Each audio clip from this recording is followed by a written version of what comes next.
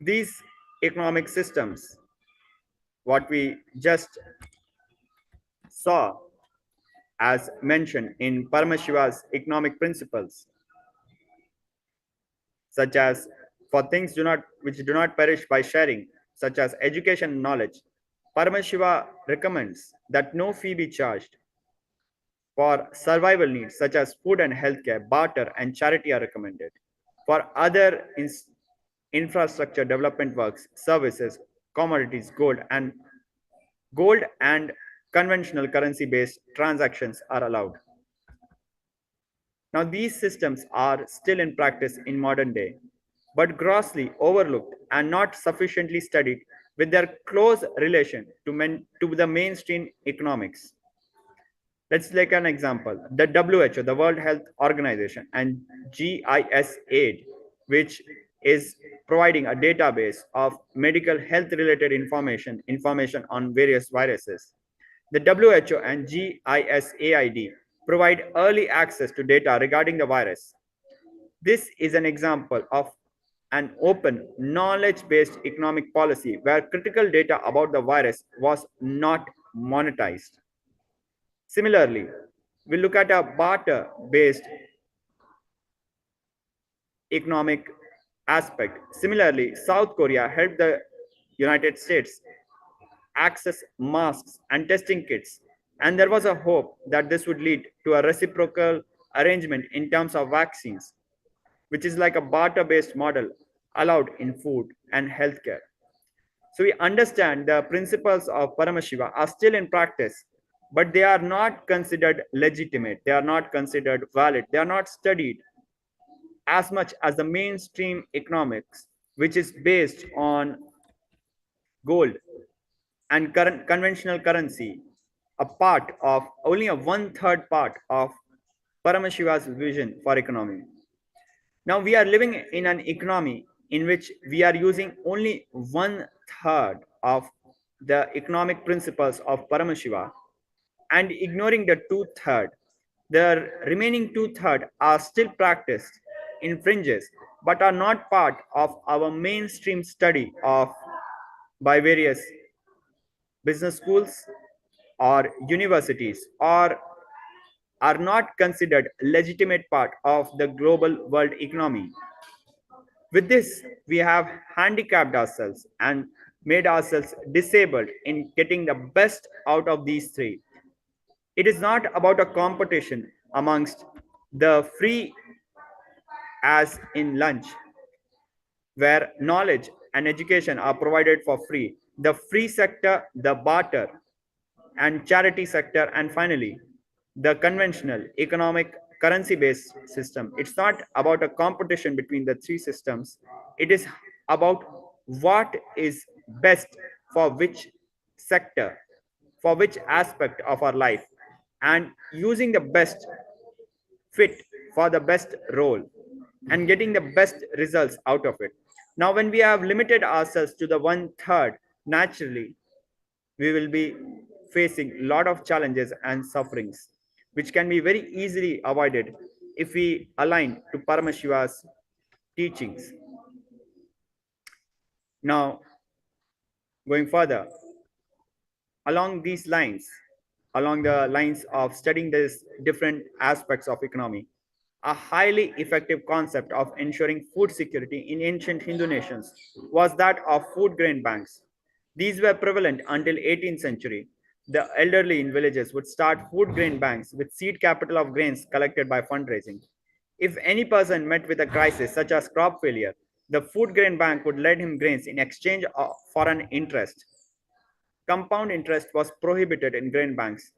Grain banks only allowed simple interest as the field of agriculture of a person will not be compounding.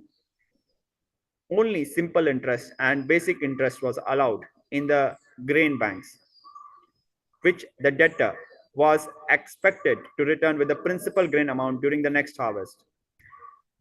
This way, the bank would expand its reserves of food grains based on interest earned and donations. At the time of severe crisis, such as famine, the entire village would be allowed to withdraw these grains, and if required all such grain loans would be written off on humanitarian grounds. One such food grain bank was voluntarily created in 2020 by farmers in Bihar and has bailed out several workers who were forced to migrate during the COVID-19 lockdowns. Food grain banks and their very concepts were destroyed by the colonial era government for diverting food resources to their war efforts that resulted in massive famines and deaths due to starvation. Now, this very important principle exposes two aspects: how the crises in the past were man made, second, how Hindu principles protected them, third, how it is very simple to come out of it. We'll be looking at with an example. Our beloved Guru, Swamiji, the Supreme Pontiff of Hinduism, Jagat Guru Mahasanidhanam, His Divine Holiness, Bhagwan Sri Nithyananda Paramashivam, has said that human life is more precious and important than all economic principles or systems in totality because all these concepts are legitimate only because of their utility validity, which is to fundamentally make human life better. At least until ongoing crisis ends, all economic policies need to be revised to make sure no human being suffers from hunger or absence of required medical care.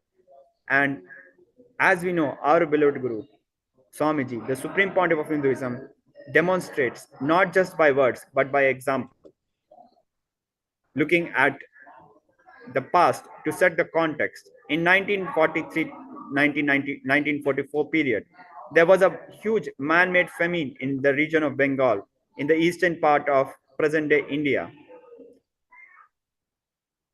where as per records, contemporary records, more than 3 million people were murdered by man-made famine, forced into starvation and death. The prime minister of the world's biggest colonial empire, which controlled literally one third of the mankind, claimed they could not do anything about the people dying of hunger because Hindus bred like rabbits and the famine was their fault, as it was said by the prime minister in hate speech. Now let's fast forward to 2016. In Ujjain Kumbh Mela, KAILASA served single-handedly organic food to over 3 million people, which is the same number of people killed during this man-made famine. Now, let's understand KAILASA, the only Hindu nation with its volunteers and citizens. Merely 200 volunteers fed 3 million people in 2016. In 1943 famine, even the biggest country of the era, the colonial empire, did not or could not save people dying from hunger. Kailasa nation is not driven by war, fear, or greed. It is an enlightenment based nation driven by dispassionate selfless service done as an offering to God in pursuit of liberation. We understand this example exposes various aspects. Number one, if the Supreme Pontiff of Hinduism can feed so many people, why can't the biggest governments in the world do the same? It is possible. And various governments throughout the world are trying their best. They need to be encouraged to pursue, take the examples in the right direction. In the year 2005, the head of Hindu Religious Charitable Endowments HRNC department came to Tiruvannamalai Monastery, Kailasa in Tiruvannamalai, and he lauded in a public speech he lauded the efforts of the Supreme Pontiff of Hinduism and said the government of state of Tamil Nadu was so inspired that by the Anadan service offered by the Supreme Pontiff of Hinduism that the entire HRNC department would be replicating the same. This was publicly announced in 2005. This is how our various governments can learn from the efforts of the Supreme Pontiff of Hinduism. We can learn from these examples that wrong decisions of diverting essential food grains, for example, how it was done incorrectly, where it was not even required and caused death of 3 million people, the right attitude of aligning to the Hindu principles can make Paramashiva's economic principles very much reality for the whole world, where hunger is a thing of past. Medical care and food resources can be provided for free for the whole world. It is possible. And the supreme point of Hinduism through Kailasa has been demonstrating it since almost 3 decades. Various governments have taken inspirations from these efforts and lauded the supreme pontiff of Hinduism, and the efforts of Kailasa will continue in this direction to help give breakthrough to the world in this aspect, giving a breakthrough to human race in enlightenment. What we need to understand that the immense GDP rise which we saw during the Hindu nations is not a coincidence. Massive economic expansion and breakthrough in public welfare is an outcome of an entire Hindu civilization pursuing enlightenment. Selflessly, dispassionately engaged in action, getting a long life, health, wealth, liberation all together.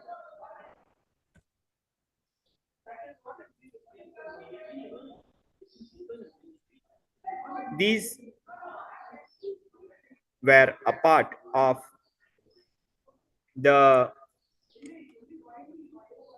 various aspects of what was shared in Kailasa's report to United Nations in its paper in response to COVID-19 and multilateralism, which was collected on 30th June 2021. In a similar way, when we apply the Hindu economic principles, we can grave a breakthrough to all aspects of human existence. Now, what we need to understand is just as there is three types of economies, as Bhagwan Paramashiva has revealed,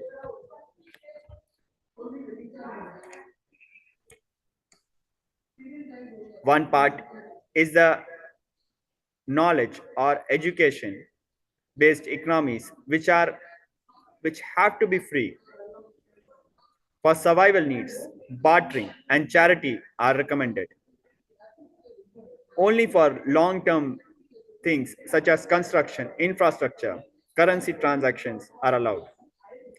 Just as our horizons expanded, where we realized that we are living in a limited economy which just gives legitimacy to one third of economic principles, the cosmic economic principles, and ignores two-thirds.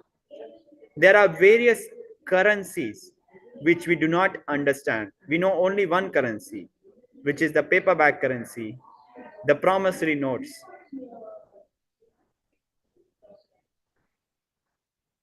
the M1 or M2 type of currencies, which are merely promissory notes. In the same way, we do not know the cosmic currency of Advaita, the oneness currency, which works across different dimensions, different lokas. Paramashivoham allows us to access this cosmic currency, which makes us successful both in the inner world and outer world, making inflation, debt, and all crises redundant. We understand how Bhagavan Krishna has revealed in Bhagavad Gita that when we perform our duties relentlessly, religiously, dispassionately, authentically, even when we fail in progressing in enlightenment, in achieving enlightenment, in manifesting enlightenment in this birth, we get another chance. We are reborn in a good family and we can resume our pursuits of enlightenment. We understand many of our fruits of our actions are available in the next birth as we get a chance. As per the laws of karma, we get a chance where our efforts do not go waste. But there is something far beyond that. Our efforts, we understand, continue more than one generation, more than one birth. But there is something more. Yes, indeed, we cannot carry our bank balance to our next birth, but there are few things which we can carry across births, which is, for example, the various powers, the various spiritual advancements which we express and manifest during one birth are available in the next birth, where we are born in a more highly spiritual families, more prosperous families, and we are able to continue our pursuits towards enlightenment. Various powers, such as power to see through the third eye. Even when we die, these powers are available with us. It is possible.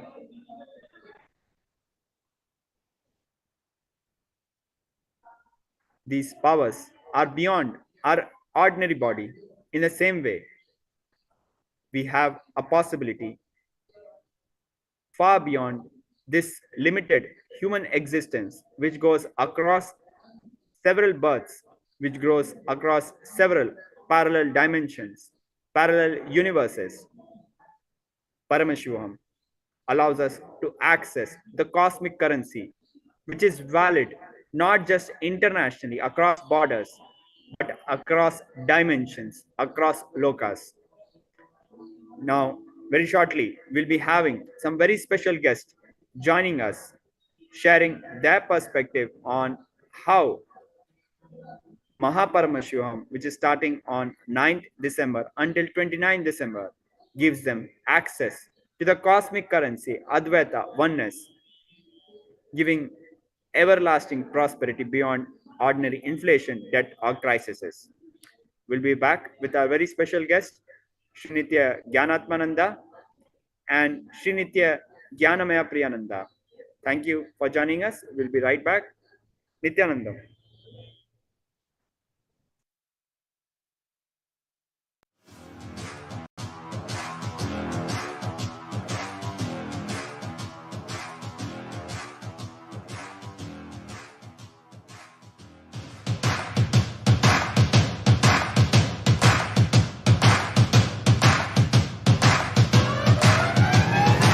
I welcome all of you, the whole world, to come and celebrate, enjoy. Not only Sri Nithyananda Paramashivam. And whether it's the Baba Samadhi darshan of the Rudras or the Bhairavas and the Dasha Dakshinamurti, the experiences of this means that manifesting what is the reality, as Sarveshwar Maharaj was sharing in the introduction about what is the need for the humanity and the great history of the civilization of Sanatana Hindu Dharma.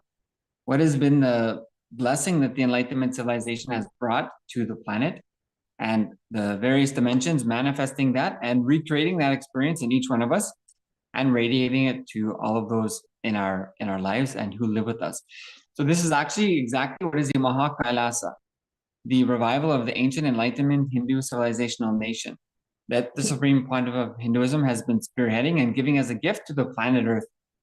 This is the KAILASA. So let's build the KAILASA as the greatest possibility for the humanity. So you can actually check out kailasa.org for a lot more information. Paramashivoham.org is your way to experience this inner space transformation, enlightenment in you, December 9th to 29th, with this breakthrough program with the Supreme Pontiff of Hinduism directly. So this is the 21-day life transformational experience, literally manifesting the ancient Enlightenment Hindu civilization in you, inside of you. And these are the beautiful darshans and initiations into the superconscious mutation that Swamiji is giving on a daily basis. So enter your intention at paramashivoham.org. Make your strong intention, your strong declaration to the cosmos of what it is that you want to manifest. And so let us hear more now about the experiences of the initiated disciples and participants in the darshans and processes, this process of superconscious mutation from the Supreme Pontiff of Hinduism. So I'd like to invite now Sri Nithyananda Priya to come and share his experiences with the Supreme Pontiff of Hinduism, the initiations and darshans that are ongoing and will be really taken to the next level in Paramashivoham. So this once again means, what is the KAILASA? Let's build the KAILASA together. Let's build this nation, build the world, the first nation for Hindus, the only nation for Hindus. Let us build this enlightenment civilization together. Let us build a new way of existing on planet Earth. Give a superconscious breakthrough to the humanity. This is what Swamiji is doing now in the initiations and darshans. And you can experience on a daily basis through events.kailasa.org. And once again, reminding you to get yourself prepared for the next level of breakthroughs, December 9th to 29th in the Paramashivoham. That link is paramashivoham.org. Enter your intention now. Sri Nithyananda Priya, thank you so much for joining us. Would you please just briefly introduce yourself for everyone? Thank you so much. Nithyananda, yes, initiated Patsanyasi of the Nithyananda order, initiated by His Divine Holiness Swamiji himself, and also made clear through other Bhava Samadhi darshans exactly what I was, why I took birth. Okay, at the moment I'm in Colombia, South America, but everything is being organized now to go to KAILASA, because there the training is received, and then you have the option, once Swamiji invites you to KAILASA. Exactly, and that's it. This is definitely what life is all about. Right. For many years, dedicating life to other things, and after the business collapses so many times, and just being able to raise it higher in less time, just realize that, you know, this is a waste of time. That life is dedicated to other things. And so with that happening, then turning to a more spiritual life, and eventually you realize, hey, you know, this is the spiritual life, but it's not full, it's not fulfilling. There's something missing, there's a special touch missing. And then that's when Swamiji just turned around and said, hey, I'm what you're looking for. Right, exactly. So what exactly has been that experience of the darshans, the darshans with Swamiji, and even the recent darshans, or in the Paramashivoham 3? What has been your experience happening in the initiation processes? Everything that was ever aspired to be experienced through different practices, through different penance, it's just happening. You just sit down with Swamiji in a beautiful, relaxed manner, and just there's just some noise in the background there. Can you just mute that there? Just adjust the audio for a moment. Yeah, great. Just a moment.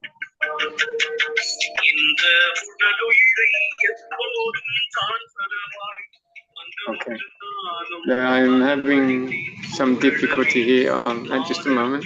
No problem. Take your time. So this is exactly what we're sharing about the experiences of manifesting KAILASA. So creating, reviving the Enlightenment civilization on planet Earth. So how that happens is obviously having the knowledge of what that experience has been and how to recreate it. So this is how what Swamiji brings back to give to the humanity. And then the initiation of each one of us to be able to experience and live in that superconscious space, which is what happens in the initiation processes with Swamiji, the darshans from Swamiji. So yes, if your audio is fixed now, can you just please share what is your experience in the darshan itself? Okay, in the darshan itself, you just have the experience as Swamiji has the experience. There's a technical term for it in science. It's called mirroring neurons. What does that mean? The experience is this. What's happening in Swamiji's brain is happening in this brain. And so all of that, it just becomes totally clear. Absolutely everything. The experience is there, is transferred, it's transmitted. And when you're there and just in that beautiful, then that just seeps in, it just soaks in. Now, with the experiences, quite a few days now, we've been in darshan almost every day, and your body relaxes, all stiffness in mind and body just disappears. It's just blown away. Yeah. And it's a beautiful, beautiful experience. And it transmits to others. Yeah. Which is all the people who are close by, they're all feeling it. And even if they're not in the darshan, they're also noticing it. It's a beautiful opportunity to achieve, you know, what you really are looking for in life. There's the Kundalini awakening. There's all that life energy flooding into your body. The eyesight, in the case of this body, is becoming clearer and clearer. Yeah, it's like an initiation, darshan. It's like a complete workout. Yeah, in the gym, yoga, respiration practices, and meditation every single second. Yeah, every single second. It's beautiful because you realize that you are one with existence. Not only do you realize it at an intellectual level, it's experiential. It's a life experience that's happening. And that stays with you forever. Right. Yeah. Exactly. Yeah. And so one of the experiences actually of this space of oneness and power manifestation that you were sharing was with an experience where you were there was a property that someone was trying to sell, and they were unable to move that property. And after the initiations with Swamiji, you did a power manifestation with them. Could you share that experience, please? Yes, a gentleman arrived. He had heard that some guy was talking about, the avatar, and immediately he came along and brought some other people as well, and just said, look, what's happening is this. There's a property that I've had on the market for 14 years. Nobody has ever come along to see it. I've put that in all the agencies, and not even the agencies have replied to me. So, they've never called me, nothing. Nothing has ever happened in 14 years. But I need that money from the sale of that house, because what you're offering through KAILASA, I want the money to go towards that. That same night, he received a call telling him to be in the city where that property is located, because the person who was calling him wants to buy it. So after 14 years, once he said, yes, this money is for the KAILASA project, then that's it. The same night, he received a call directly from the purchaser who got his number, and he said, come on, come over, let's sign the papers. Once the papers are signed and everything's organized as it should be, I pay you in cash. And that happened.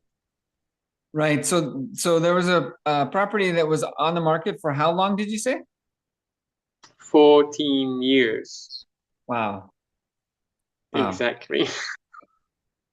And it didn't sell. And so the man came to you asking for Swamiji's blessings. And you all did the power manifestation together and requested Swamiji's blessings.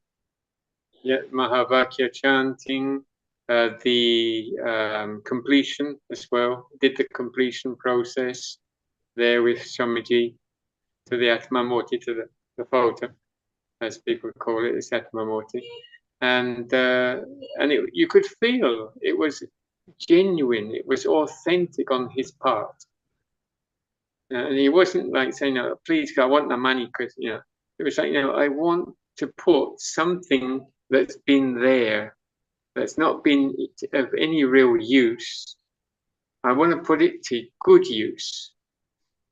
Yeah, and that was it. And when the offering was done, the energy was notable, and everybody there was infused with bliss, and everybody was saying, "Yeah, that's it. It's already done.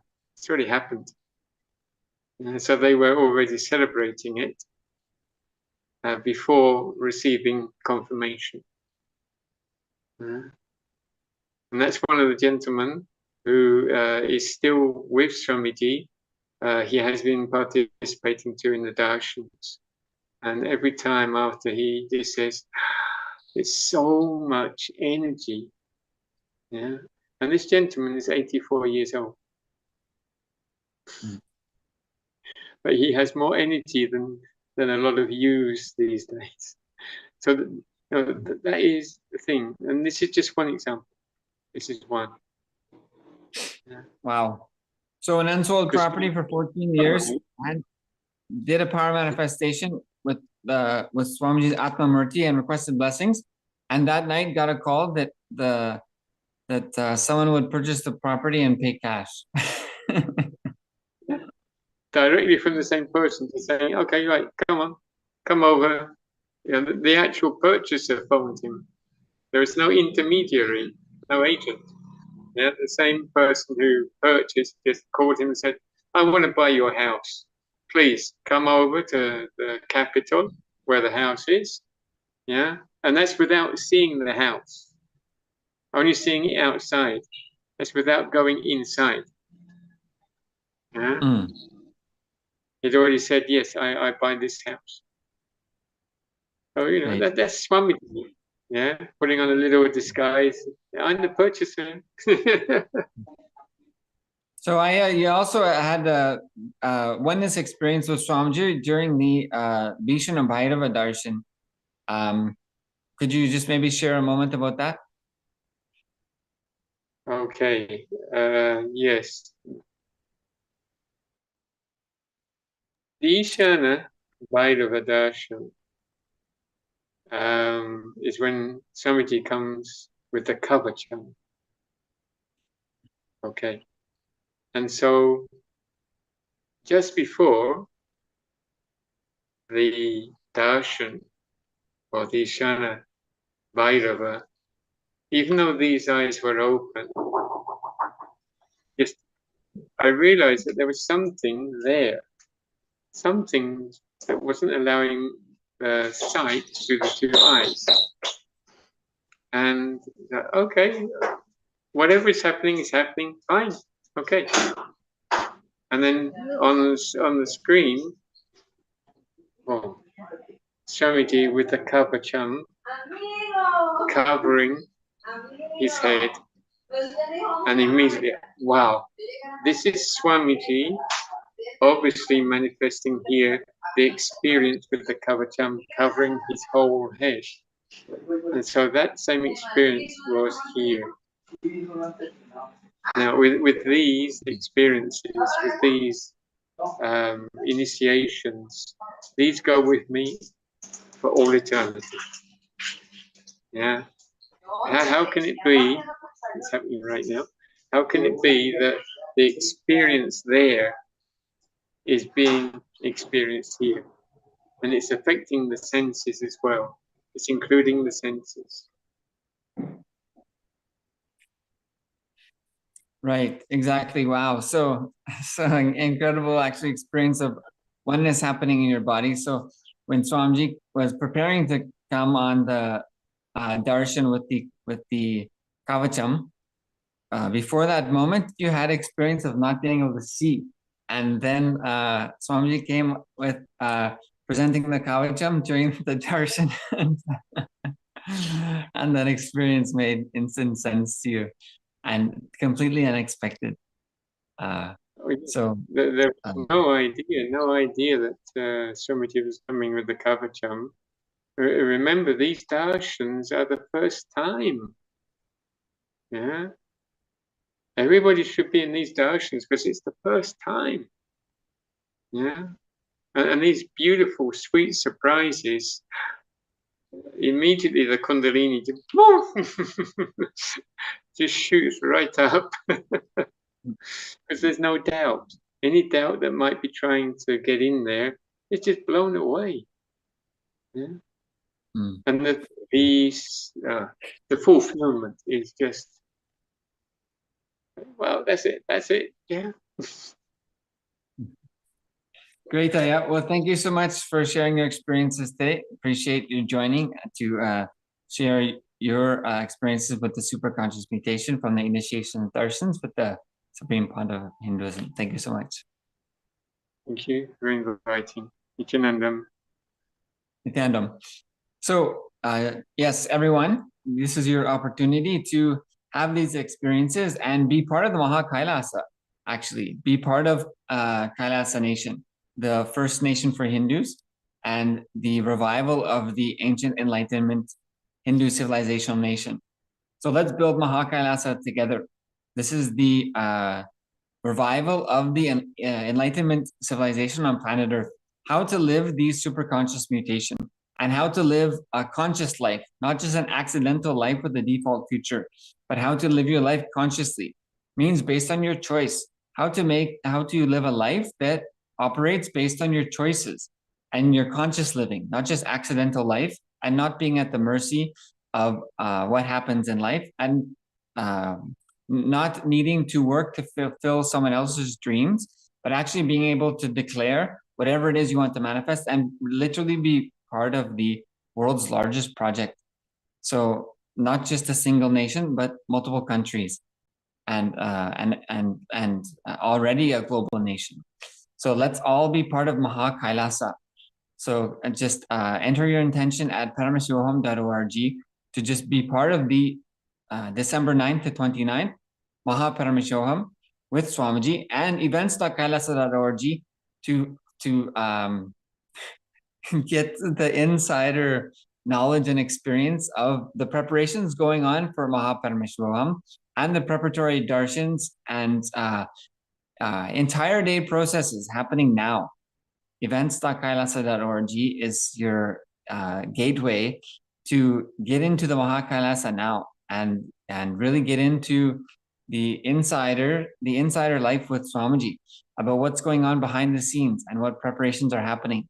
What is the initiations and the revelations going on, the power manifestations, beautiful power manifestations, people experiencing every day from all around the world through events.kailasa.org, the preparation for Maha Paramashivoham, as the Maha Paramashivoham has already started. So once again, gather your loved ones, friends, and family and guide them to the paramashivoham.org intention form to declare your intention strongly to the cosmos. You want to break through. You want to be part of Maha Kailasa. You want to live a life of enlightenment. You want health, wealth, relationship breakthroughs, whatever it is you want. Enter your intention at paramashivoham.org. And for those of you who are looking to be, to have the enlightenment experience, this is such a magnificent space Swamiji is putting together. So let us build the Maha Kailasa to get together. Literally, literally the world's only nation that stands up for what all the humanity needs and the liberation of all humanity. So stand up for the future generations and declare your intention to be a founding father of Maha Kailasa, founding father of the Kailasa nation, as a Sarvanyapita Yajaman or Karta. And you can learn exactly all the benefits of this process through the daily initiations and darshans that Swamiji is already giving through events.kailasa.org. So let us build the Maha Kailasa together for the future generations, for your friends and family, for everyone on planet Earth to have the opportunity to get what they need spiritually, and what is the purpose of life to be fulfilled. So now let us prepare to receive the Supreme Pontiff of Hinduism in the alive satsang. Whatever is the intention you would like to have fulfilled in your life, bring that intention to your inner space now and visualize it has already become reality. And let us chant Mahavakya intensely. Om Nithyananda Paramashivoham. Om Nithyananda Paramashivoham. Om Nithyananda Paramashivoham.